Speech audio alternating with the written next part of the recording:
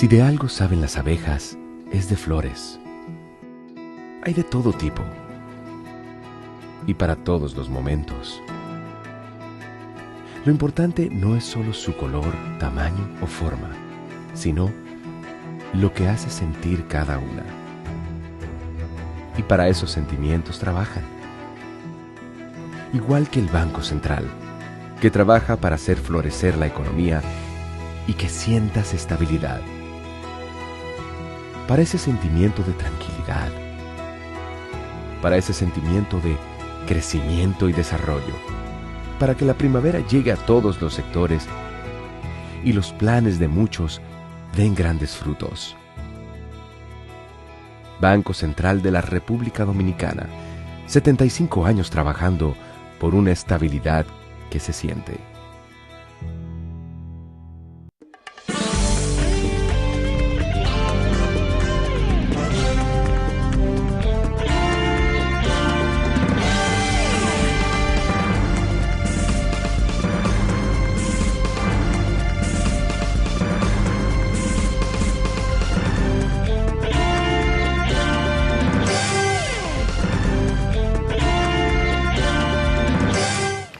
Muy buenas tardes, amables televidentes. Bienvenidos a su cita diaria, crepuscular y nocturna en Teleimpacto, que es al final de la tarde despidiendo el sol o comenzando la noche. Ponga su caridad en buenas manos. Apoye el Patronato de Lucha contra el Cáncer de Villa González Incorporado. Todo eso es un esfuerzo comunitario para servirle a esas familias que están atrapadas por una enfermedad catastrófica como es el cáncer, que necesitan esos apoyos, de ese ancho ánimo de servicio comunitario que tienen los directivos de ese patronato, que es una institución ejemplar, como hemos dicho tantas veces aquí. Hay que apoyarle para que sus servicios se amplíen. 809-443-8010. También el Hogar Escuela Santo Domingo Sabio. Es otro espacio de arrimar, también con ancho ánimo, caridad, para que los salesianos puedan brindar un servicio más amplio a jóvenes que están en alto riesgo de ser presas fáciles que son de la delincuencia. Y gente sin oficio y sin beneficio, como se señala. Entonces, en este centro se forman como ciudadanos útiles al país. Avenida Independencia, esquina Gregorio Luperón en Santo Domingo. Bueno, señores, en esta semana, finalizando la semana, vimos una imagen de dos agentes de la Dirección General de Migración. Hoy han dado a qué tarea, a traficar haitianos. Es decir, miren el nivel de deterioro en que ha caído este país, porque no hay autoridad. Si no se concilia poder y autoridad, pasan esas cosas. Ellos saben que no hay quien le ponga, quien le haga nada, porque saben que eso es un relajo allí, que la oficialidad está contaminada también. Y no hay consecuencias. Entonces ellos están en ese negocio hace tiempo. Yo no me acuerdo, una vez un cabo del ejército que detuvieron por allá por Montecristi. Sabrá Dios dónde están presos, presos, explíquenme. Lo mandan aquí a Mano Guayabo y ahí ya están ellos en su casa.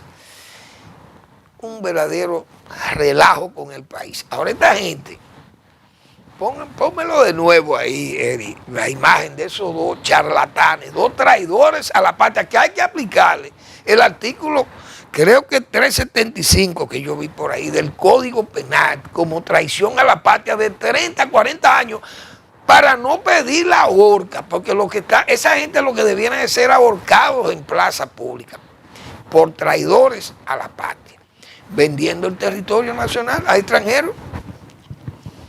Yo creo que el 375 o el 371, yo no me acuerdo cuál es. Vamos a ver si yo tengo anotado eso por ahí. Yo no me acuerdo si lo anoté. el 375 o el 371. Yo honestamente no recuerdo dónde fue que vi esos dos charlatanes delincuentes, porque cómo uno no le va a llamar a esta gente así. Gente que se preste a vender el territorio nacional. Eso es traición a la patria, porque no hay otro. El artículo 375 sanciona de 30 a 40 años de prisión mayor a todo que atente con la seguridad del Estado o entregando el territorio a extranjeros. Y esa es una forma, sería buena, de ir poniendo a los traidores en su puesto. Esos dos charlatanes que están ahí, que seguro ellos, si lo ponen a hablar, que debiera Jenny Berenice, debiera entrevistarlo, porque ellos van a implicar oficiales mayores que ellos que están, porque ese es un negocio que tienen ahí en la frontera. Pero el país carece de autoridad para ponerle coto a eso. Porque es que nada más hay que decir, mira, yo no quiero, es un atrévanse, eso es lo único que se necesita, atrévanse con ese dedo, pero no lo dice. Esto es un gobierno de veleteo. Búsquenlo en la frontera, el ejército, foto y publicidad, postalita, hemos dicho nosotros. ¿Usted cree que un gobierno puede dirigir un país en unas condiciones como esa? Que tengamos ese relajo en esta frontera que todavía... Miren cómo anda el masacre. Yo creo que hay una imagen ahí también que fue la primera página del Listín Diario, creo que del viernes o el sábado. Miren el río que nos divide con Haití. ¿Ustedes creen que si hay un control en la frontera, aunque los haitianos tengan camiones del lado de ellos, un hombre que haya ahí, un hombre de verdad, un dominicano de verdad, le pone coto a eso? Y le dice, y cruza para allá, y lo mete y lo agarra todo eso que están ahí, aunque se viole la soberanía de Haití, porque no, ¿cuántos no nos violan aquí? Entonces, ese río, si hacen eso, ¿saben lo que hay que hacer en República Dominicana? Yo lo cierro allá, en la parte más alta, donde está en territorio dominicano, y se acabó. Porque ¿cómo vamos a tener un relajo en este país? Una depredación así. Nadie en la frontera, porque Haití no tiene autoridad. Entonces, si en Haití no hay autoridad, tenemos que ponerla nosotros en la frontera, porque ¿quién es que va a poner la autoridad entonces en ese territorio ahí, a lo loco? Esa depredación al masacre nos afecta a nosotros también, porque los aguas abajo del río también hay servicios para comunidades dominicanas. Pero los haitianos, fíjense lo que hicieron ahí, desviaron el río y este gobierno no hizo nada, solamente habló mucha plepla, como se dice. No hicieron nada más que hablar y todo fue un esfuerzo verbal y palabrero y acomodaticio. Porque hay que ver aquellos rejuegos diplomáticos, una charlatanería, porque aquí, después de aquella advertencia de aquel gobierno que se atrevió a decirle al presidente de los Estados Unidos, no, esa frontera la va a cuidar el ejército dominicano. Yo no quiero que ningún ejército de Estados Unidos venga aquí a cuidar frontera. Esa frontera la cuida el ejército dominicano. Pero había carácter en ese Palacio Nacional. Entonces, ¿qué es lo que está pasando? Falta de autoridad. Entonces, el país no puede seguir así. Incluso,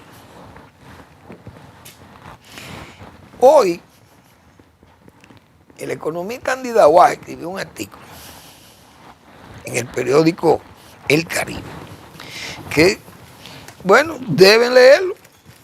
Quienes están más llamados a leerlo son los candidatos, como dice Andy Daguá aquí, queridos candidatos. Esta situación de la deuda pública dominicana, que nosotros aquí no hemos cansado de hablar, pero uno no tiene fuerza de convencimiento. Tal vez a Andy Daguá, tal vez le puedan hacer caso porque es una autoridad en la materia. Pero en este programa hemos insistido, y huelga decirlo, pero hemos insistido Y es cierto que hemos insistido que los políticos dominicanos que aspiren a gobernarnos, que lean de Harmon a Trujillo. Esa obra, el presidente, probablemente el presidente nuestro que es economista, no haya leído esa obra, o no le haya pasado un vistazo a esa obra de Harmon a Trujillo. Porque si el presidente Abinader le hubiera dado un vistazo a esa obra de don César Herrera Cabral, hemos dicho aquí, y Danilo Medina, y Leonel Fernández, que tal vez Leonel, que él es el de más ejercicio de lectoría de todos los presidentes, después de Balaguer y Juan Bosch aquí. Hay que decir esa verdad. Es el de mayor ocupación de lectura. Después de Bosch y Balaguer se llama Leonel Fernández. Vamos a estar, y eso no es una admiración, sino una realidad que está ahí, que es evidente. Tal vez le ha dado un vistazo a esa obra, porque es una obra vital para cualquier político dominicano que tenga que enfrentar las situaciones que este país ha pasado y que pasará, que es lo que este caballero advierte. Queridos candidatos, los que van a terciar, como se dice, para el 2028, que sepan que lo que van a encontrar es un ambiente sumamente difícil de deuda pública, porque la deuda se tiene que pagar con los ingresos locales, no es cogiendo préstamos para pagar la deuda, es con los ingresos fiscales que tengan los gobiernos, pero estos son gobiernos populistas, gobiernos electoreros, no quieren meterle el pico a los evasores y menos al contribuyente potencial, no lo persiguen tampoco. Entonces el que está registrado o el que se dejó registrar, como dicen en impuesto interno, no lo saca de ahí más que la muerte, que es la igualdad total. Y ya después que usted se muere, ya no lo fiscaliza, como dice. Perdón.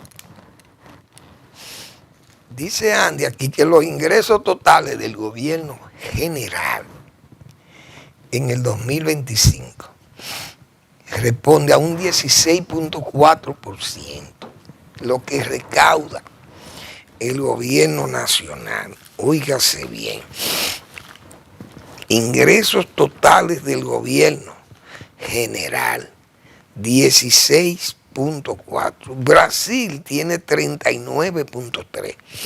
Y el más bajo es Guatemala, que está debajo de nosotros con 12.4. Después, una retahíla de países de América Latina y Caribe nos superan a nosotros en esa recaudación. Entonces, señores, esos ingresos que incluyen una serie de actividades que pone el señor Daguaje aquí, alcanzan 16.4% del PIB. Solamente Guatemala está más bajo que nosotros. Y con ese nivel de recaudación, usted no le puede hacer frente a una deuda como va creciendo continuamente, porque estos son gobiernos endeudadores. Y este gobierno ha tenido un Congreso mediocre, incondicionalmente jurado con el gobierno, y le ha prestado atención a todo lo que venga de allá, todo lo que venga de dinero y todo lo que venga de sugerencia del Ejecutivo se le aprueba aquí. Hoy el país debe 82 mil millones de dólares, 84 mil millones, quién sabe. Y sigue tomando préstamos este gobierno y fue muy irresponsable sabiendo que no tiene fuerza para pagar eso. Y son casi 350 mil millones de pesos para pagar los intereses de la deuda. Y ese problema, hemos dicho aquí, a los políticos dominicanos, léanse de Harmon a Trujillo para que vean las humillaciones que este país pasó. Por eso es que uno insiste en eso, porque los que militamos en el reformismo con Balaguer, sabemos que Balaguer era renuente a eso. Él sabía que el país tenía muchísimas necesidades. Balaguer pudo haber tomado el préstamo fácil para hacer todas esas presas. Lo hizo con ahorro interno. ¿Por qué? Porque hoy debiéramos nosotros 180.000 millones de dólares si Balaguer hubiera sido un irresponsable endeudador como los gobernantes de ahora.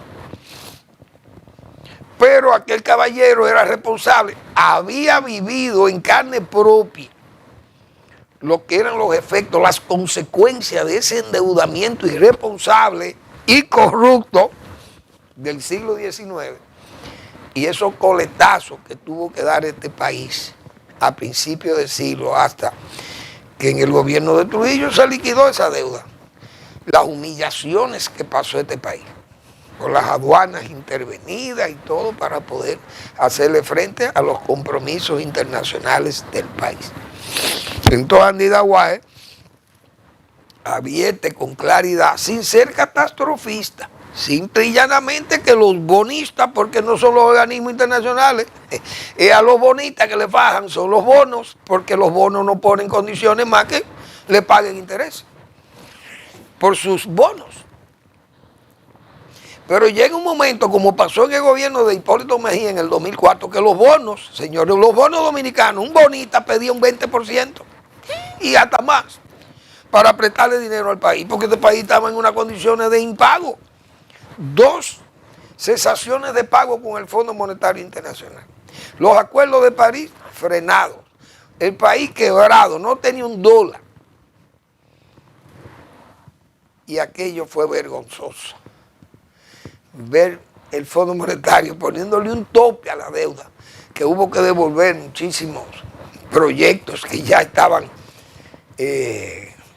acordados sus desembolsos con préstamos y el Fondo Monetario lo paró. Yo recuerdo, por ejemplo, una planta para procesar mango ahí en Baní.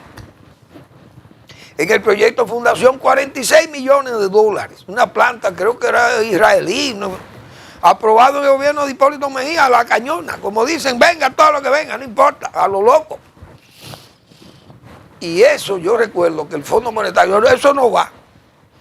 Y pararon ese financiamiento, 46 millones de dólares. Y así pararon muchísimos préstamos. ¿Por qué? Porque el país no estaba en condiciones, pero este país puede terminar en eso mañana, porque con un nivel de recaudaciones, como dice el señor Andy Daguae aquí, y ya incluso el economista, no recuerdo, un economista que escribe para el periódico Diario Libre, ya le había hecho una relación de esto, insistiendo sobre que las recaudaciones no alcanzan para pagar la deuda. Y entonces hay que endeudar el país para poder pagar los intereses de deuda. Ustedes saben lo criminal que es eso.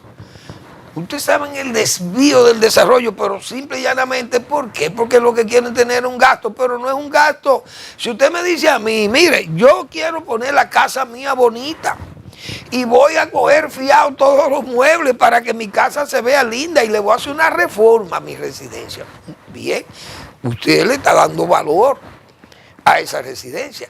El préstamo aquí no es para eso, no es para construir, sino es para pagar favores políticos, gastos enormes de despilfarro, el gasto público, donde ya estiman ellos los mismos economistas que se gasta en gasto corriente casi un 87% y solo un 13% para gasto de capital, para inversiones. ¿Y usted cree que eso se puede hacer? Ahora, aquel que yo señalé ahora, aquel caballero que gobernó este país, era lo inverso. El gasto corriente era muy bajo y tenía frenado ese derroche. Y las inversiones, la gente la vio, como florecían ahí, como verdolaga. Crecían las infraestructuras públicas. Ahí están los ejemplos. ¿Qué fue este país? Debiendo 100.000 millones de dólares, sin esas presas y sin esos canales y sin estas carreteras y avenidas y todas las escuelas y hospitales y qué sé yo que se hicieron en este país desde la era de Trujillo. Hoy si este país hubiera encontrado 2 endeudadores como Trujillo y Balaguer, si hubieran sido 2 endeudadores de este país, ¿ustedes se imaginan el problema que tuviera este país hoy? Bueno, pero no aprenden.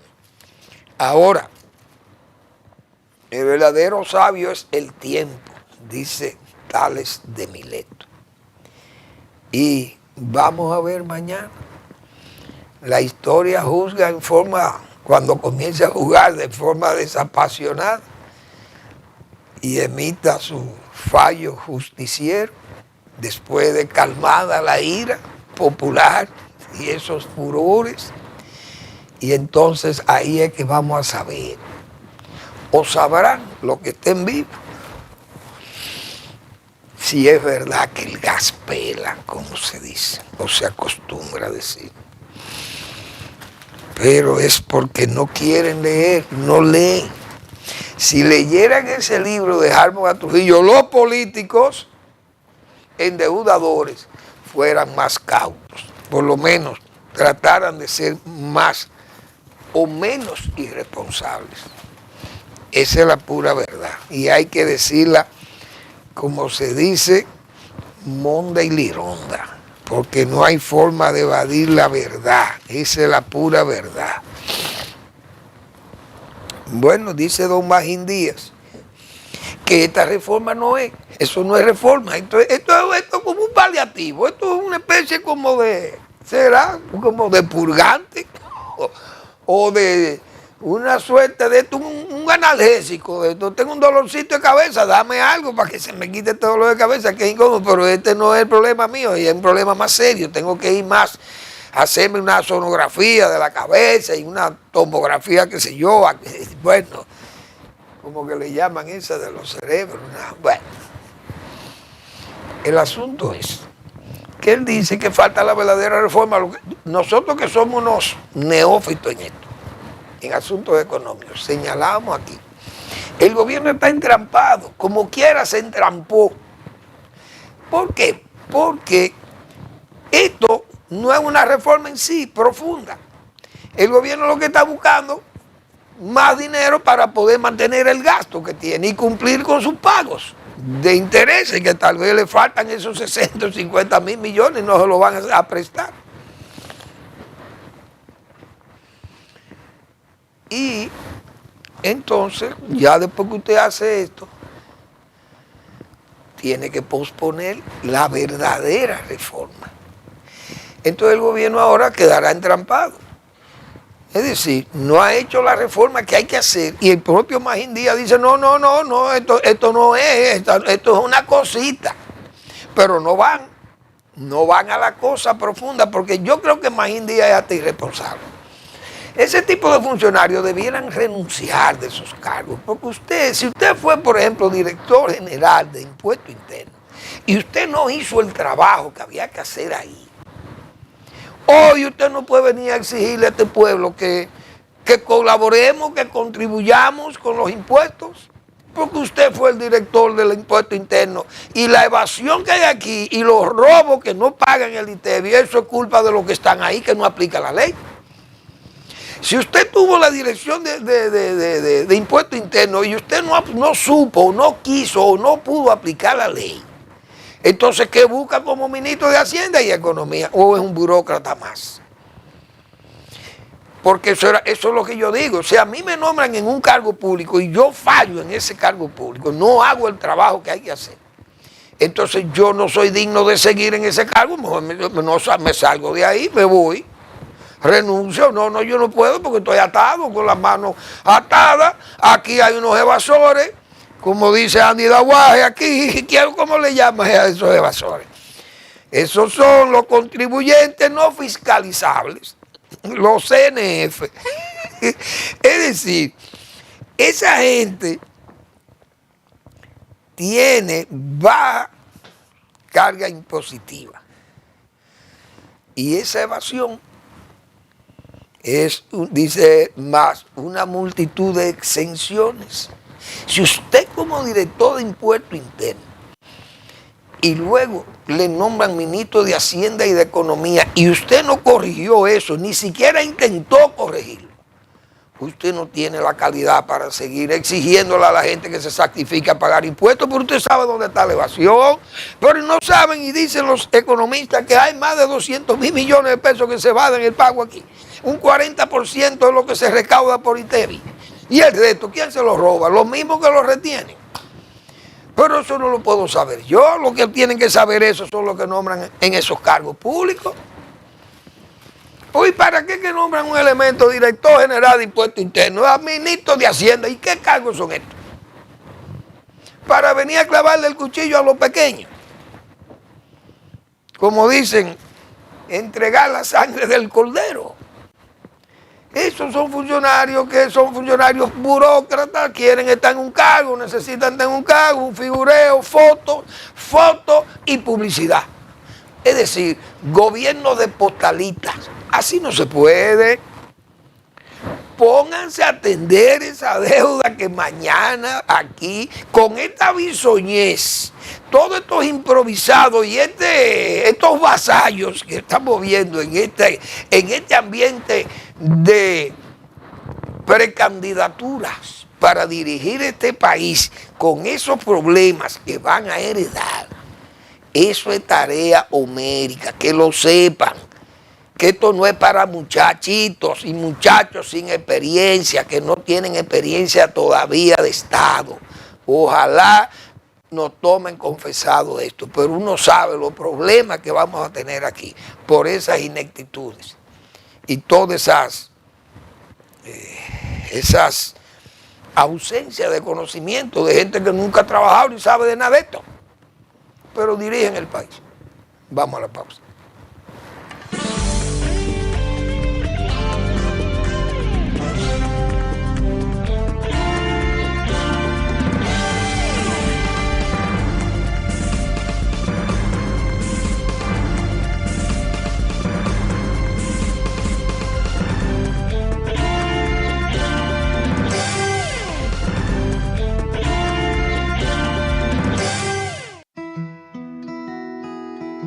Si de algo saben las abejas, es de flores.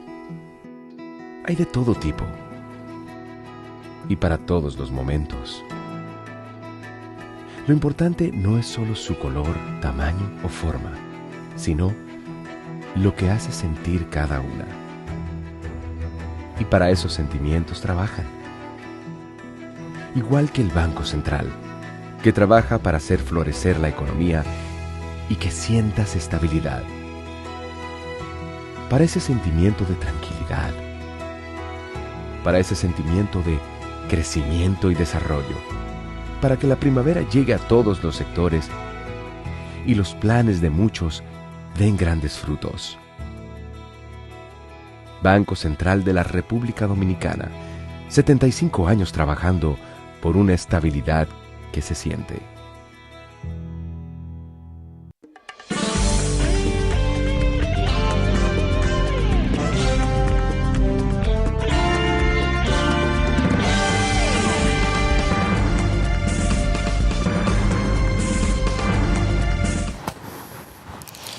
Bien, bueno, el presidente tuvo un fin de semana activo y hay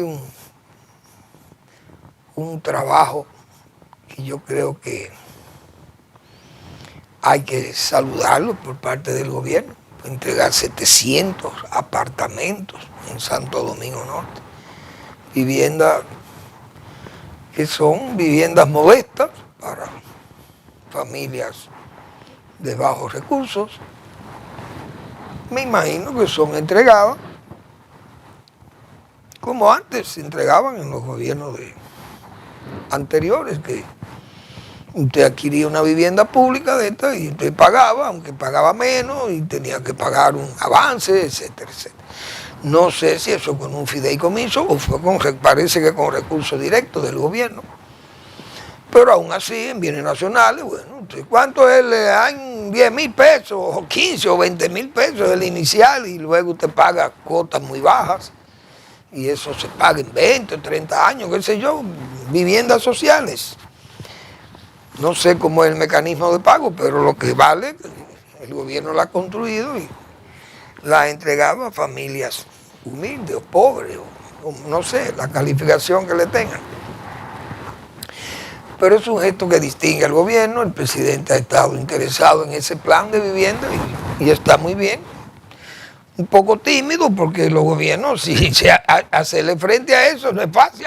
Aquellas viviendas que se hacían aquí con fondos públicos, uno sabe el esfuerzo extraordinario que hizo el gobierno, principalmente el gobierno de Balaguer, que limpió aquí barrios completos, poblaciones. Yo aquí he mencionado tantas veces lo que fueron aquellas agrovillas, todos aquellos asentamientos de reforma agraria con sus barrios para los parceleros, y he hablado de allá Manuel Goya, en lo más extremo de Pedernales, también en Aguas Negras, en Las Mercedes, allá en las villas cafetaleras, en Santa Elena, en Barahona, en Angostura, en el Limón de Jimaní, en San Ramón. Eso por citar algunas de ellas, de esas comunidades del sur profundo. Pero recuerdo también el Cibao, toda la zona, la línea noroeste, muchas viviendas. Yo puedo contar alrededor de 7 u 8 mil viviendas se construyeron para los proyectos de reforma agraria. Gozuela, Carbonera, recuerdo en Castañuelas también, no recuerdo cómo se llama esa zona ahí. Y fueron asentamientos directamente en los asentamientos de reforma agraria. Por eso le llamo agrovillas, porque tenían todas las comodidades, calles, aceras, arborización, incluso arborización, sus acueductos, su electrificación, muchas veces hasta soterrada la electrificación.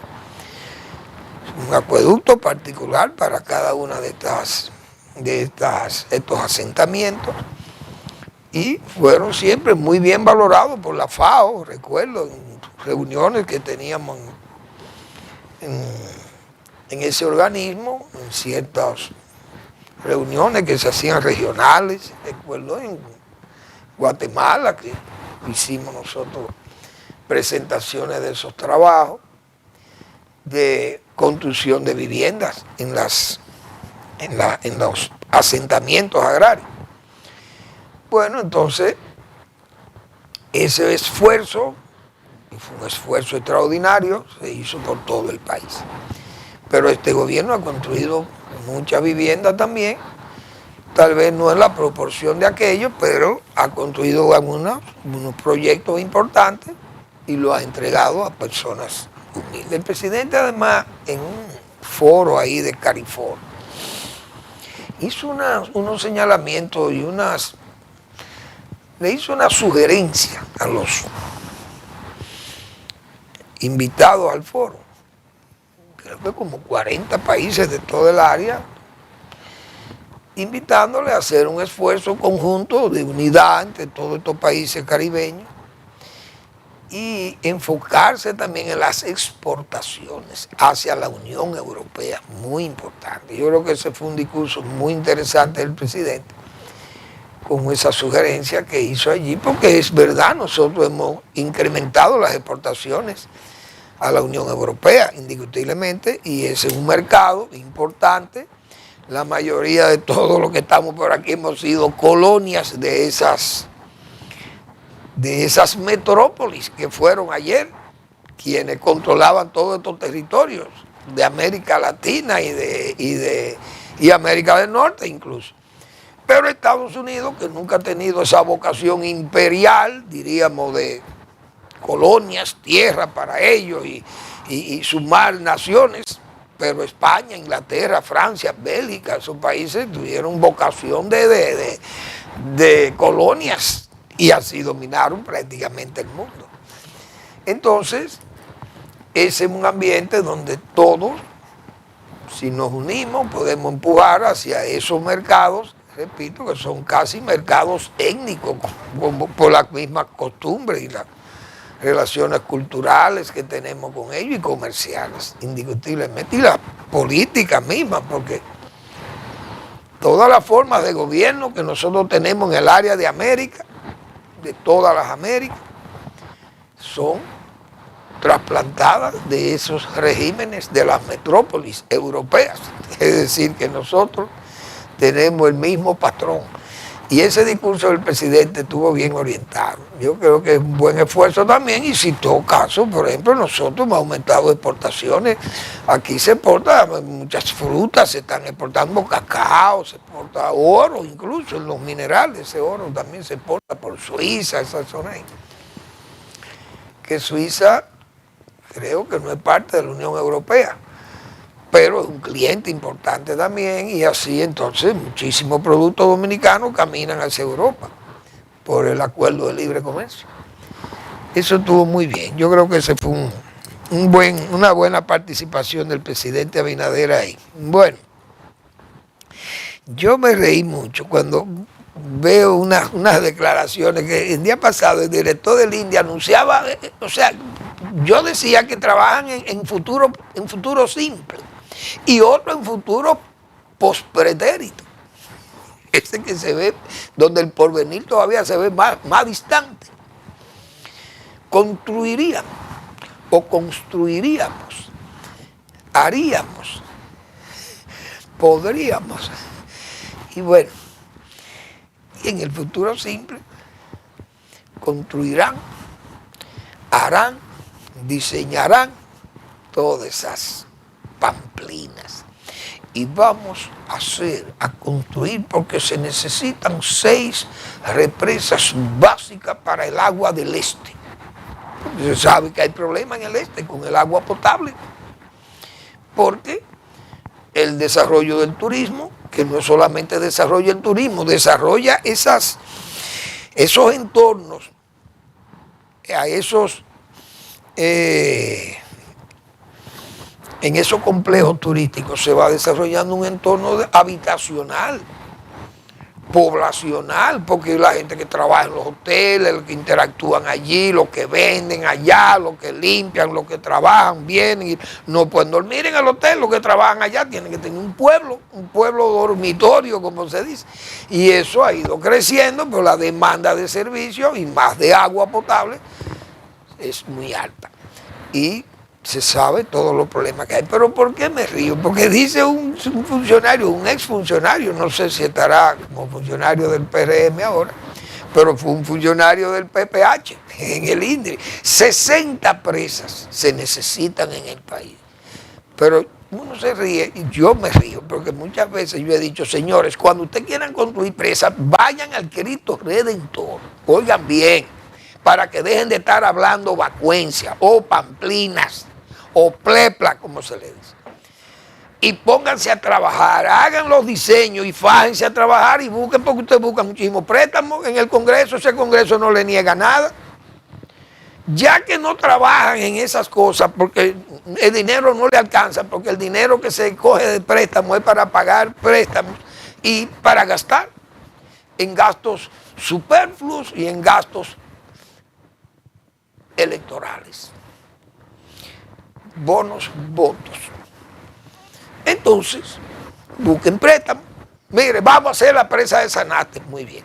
Si ustedes no pueden hacer esa presa, vayan al Cristo Redentor, invoquen el síndrome de Lázaro, levanten a Balaguer de allá, que ese era el que hacía presa aquí, sin temor y sin favor, porque él la daba de grado a grado, vamos a decir, muchas de esas obras.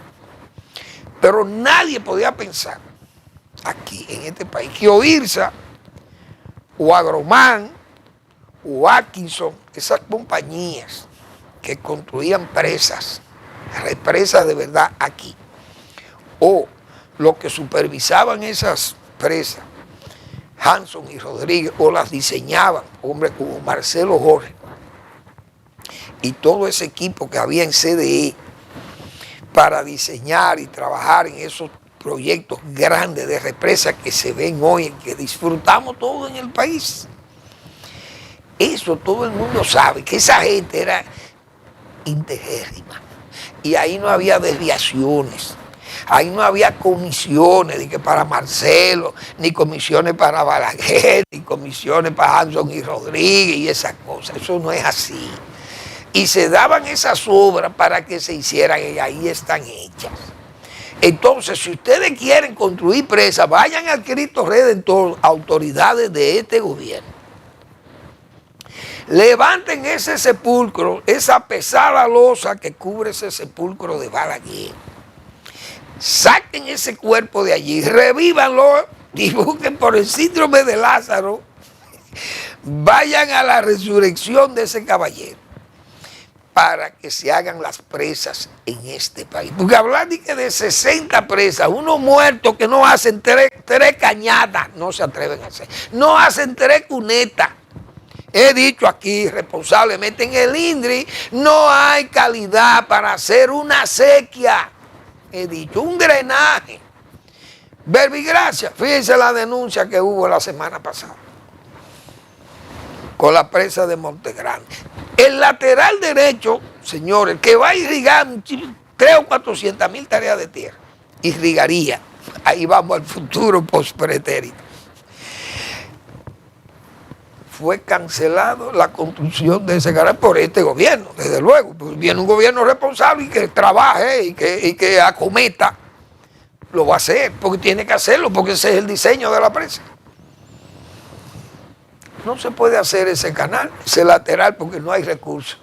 Y usted sabe lo que usted decirle a este país, que ha tomado 84 mil millones de dólares, que usted no tiene recursos para hacer un canal, que va a beneficiar miles de gente allí, de tareas de tierra, y a reivindicar esa pobreza abyecta que hay en esa zona, pobres de solemnidad, gente que no ha tenido nada, que deambulan, mendicantes, buscando pedazos de guaconejo y de qué sé yo, a ver si puede levantar pesito y quemando carbón por ahí para venderle a los haitianos. ¿Usted cree que ese país se puede sacar a camino así? No lo vamos a lograr porque no hay calidad para hacer una obra, acometer una obra de esos niveles. Y miren cómo es que andamos. Y esta gente hablando de que construir presas, pero todo es hablar para dejarse oír. Postalitas, fotos y publicidad. Es decir, ¿usted cree que el país va a salir a camino con eso? No vamos a avanzar. Aunque se diga lo que se diga y todo eso, estamos caminando en el filo de la navaja, como dice el mismo señor Laguaje. Que no se le ocurra a esos bonistas 2 o 3 años después decir que ellos no confían en la República Dominicana como que le pueda pagar su deuda bien. Hoy, ¿qué va a pasar aquí? ¿Qué vamos a hacer con un gobierno que ha acostumbrado a este país a un gasto excesivo, a un gasto insoportable, porque no se puede pagar? Los compromisos que tiene el gobierno ya, fíjense que las recaudaciones están en un 16%. Las recaudaciones con respecto a la deuda y a los compromisos que tenemos que pagar no da para eso, hay que buscar préstamos. Préstamos para pagar, eso es una herejía económicamente hablando, pero no lo vamos a entender, lamentablemente. Bueno, yo quería comentar un trabajo que yo felicito al ingeniero Eulogio Santaella, que es un hombre, un técnico formado, de verdad, y un funcionario serísimo, que trabajó en el gobierno de Salvador Jorge Blanco. Señores, los gobiernos aquí, yo creo que de lo poco que ha defendido el gobierno de Salvador Jorge Blanco en cuanto al uso de personas con niveles técnicos y de seriedad incuestionables. Un gobierno con un equipo humano extraordinario. Ese gobierno fracasó por la mala gestión política de ese gobierno. Es decir, el engreimiento, las acciones políticas de un Salvador de Blanco que se sublevaba, como se dice, y cometió errores garrafales políticos. Lo hemos visto ahí, muchísimos problemas que tuvo al interno de su partido y esos problemas con las tendencias del PRD, esas luchas intestinas, esas luchas fratricidas en que se vio envuelto el Partido Revolucionario Dominicano, y que incluso lo llevaron hasta atacar a Balaguer, porque tomaron medidas que tenía el único destinatario era Joaquín Balaguer. No se prohíbe volar helicóptero en tiempo de campaña para que Balaguer no pudiera moverse, porque era un hombre que estaba prácticamente lisiado y ciego, y Balaguer, que ya tenía miles de horas de vuelo en helicóptero, ya era una costumbre caminar el país. o andar en el país en helicóptero. Medidas de ese tipo, acusar a Balaguer de tener recursos guardados en paraíso fiscal. Imagínense un hombre tan desprendido como aquel. Y entonces ese gobierno de Salvador trajo demasiados problemas políticos. Ahora, su equipo humano, ese señor Santaella fue un hombre muy serio.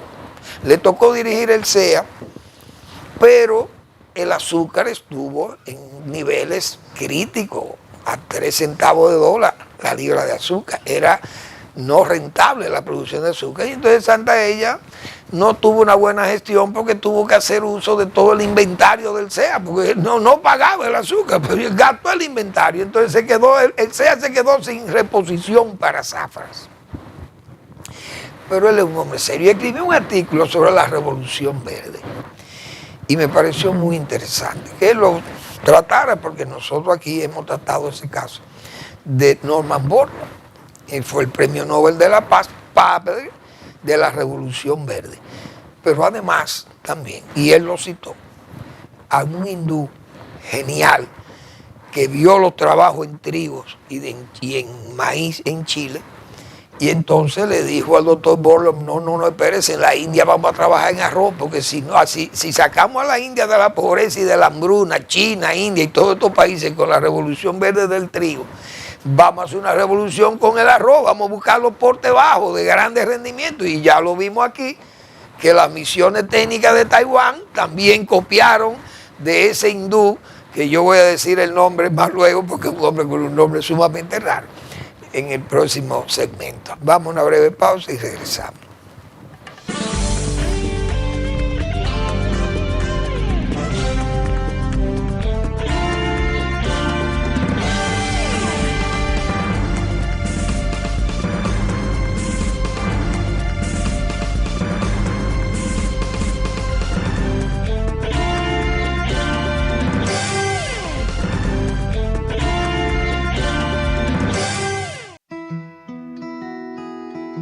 Si de algo saben las abejas, es de flores.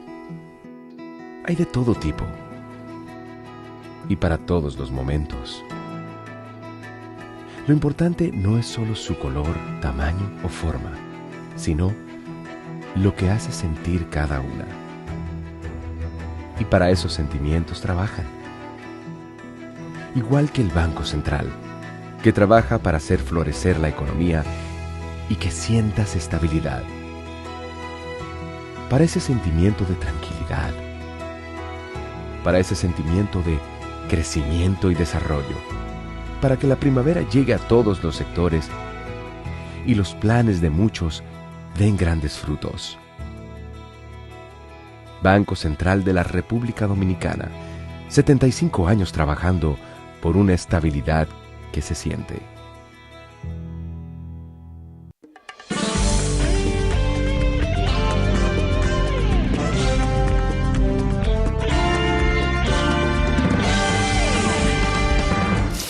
Bien, ese científico hindú, poco mencionado, yo lo mencioné aquí hace un tiempo cuando me refería a la Revolución Verde, esos trabajos del doctor Norman Borlaug.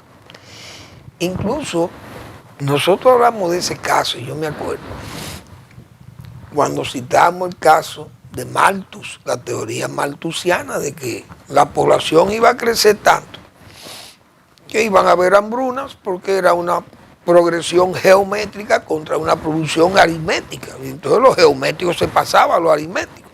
Creo que era así. Pero esos trabajos del doctor Borlaug, esos trabajos genéticos, esos genetistas vencieron la tesis malthusiana. Es decir, con tecnología nosotros podemos producir muchas abundantes comidas para esas poblaciones increciendo, principalmente esas poblaciones asiáticas.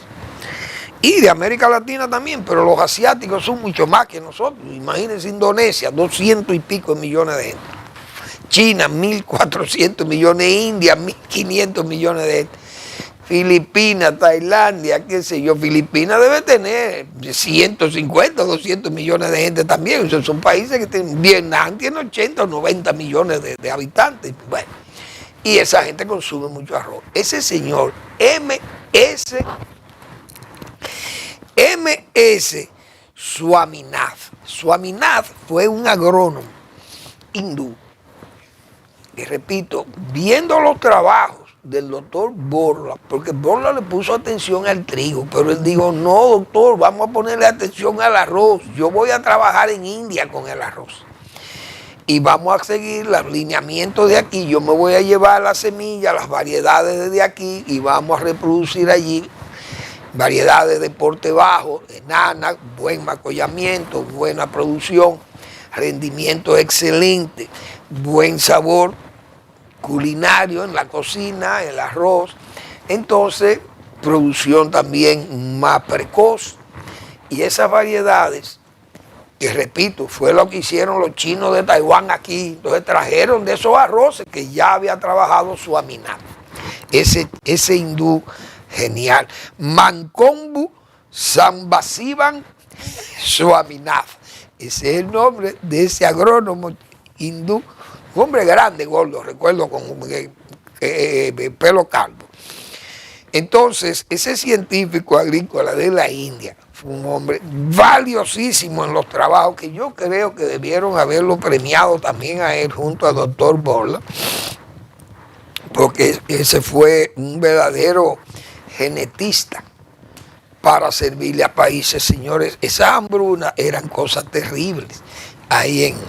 Bueno, España, señores, pero en España, bueno, no solamente en España, el mundo anda complicado, pero en España hay que ver, por eso es que yo decía, ustedes verán los problemas que va a tener ese PLD aquí cuando comiencen aquellos juicios. Ustedes saben lo que es cantarle 170 años de cárcel a la gente del PLD que convirtieron aquel entorno del palaciego cenagoso, de esa corrupción, de esa sombra alargada de la corrupción, como dicen, que tapa la luz, arropa la luz, esa sombra de la corrupción.